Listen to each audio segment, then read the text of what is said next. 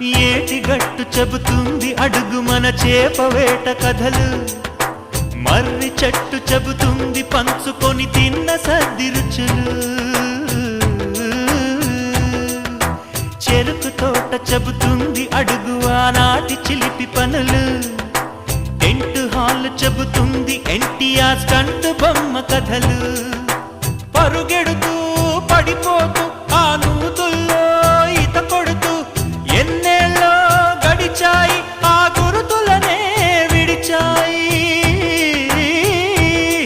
వయసంత మరచి కేరింతలాడే ఆ తీపి జ్ఞాపకాలు కలకాలం మనతోటే వెన్నంటే ఉంటాయి, మనలాగే అవి కూడా విడిపోలేనంటాయి.